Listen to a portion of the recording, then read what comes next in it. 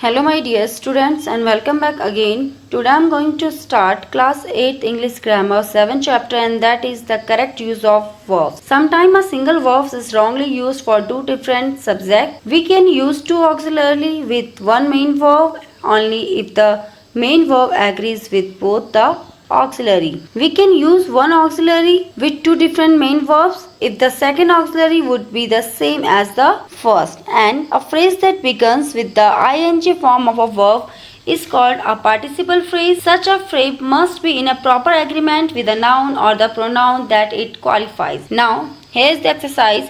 Exercise 7.1. First one is choose the correct word for each blank, and first one is dash to what I say. In the clue, we have two verbs, hear and listen, and the correct answer is listen. Second, my shirt has dash out, and the answer is worn. Third, the prisoner was dash, and the correct answer is hanged. My dear student, you should be careful about some use of verbs like lie, lay, lain, lay, let, hang, hanged, hanged, hang, hung, hung, raised, raised, overflow, overflowed and overflowed, bear, bore, born. My dear student, next one is he dash a great speech and the correct answer is made. Prices have dash very high and the answer is risen. 6. I dash a lizard on the table and the answer is shaw. 7. He dash his glass to his lips and the correct answer is raised. 8. He dashed the map on the wall and the answer is hung. 9th, I dash there will be a war soon and the correct answer is fair. 10th, the hen has dashed no egg today and the answer is let. 11th, she dashed down to make some rest and the answer is lay.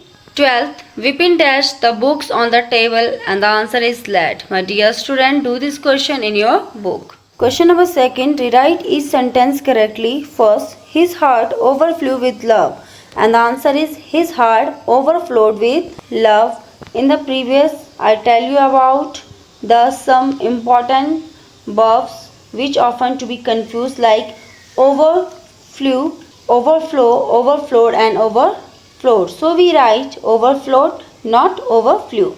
Second, lying under a tree a snake bite her and the answer is while she was lying under a tree a snake bite her.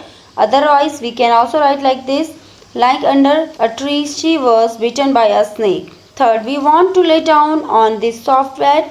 We want to lie down on this soft bed. My dear student, some verbs are the miscellaneous mistakes in the use of verbs. Enjoy must be followed by an object. Hope means to accept something good. Expect means to think that something good or bad can happen also. Look at the implies action. See does not imply attention. Listen to imply attention here doesn't imply attention. We say our prayers, not speak our prayers. We don't say make a goal. We say score a goal. We don't give a speech. We make a speech. We never use pain in the continuous, in or progressive form. If you want to learn these, you can open page number 59 on your book and look at these miscellaneous mistakes in the use of verbs. Now, fourth one is the peon has not yet rung the bell. The peon has not yet rung the bell.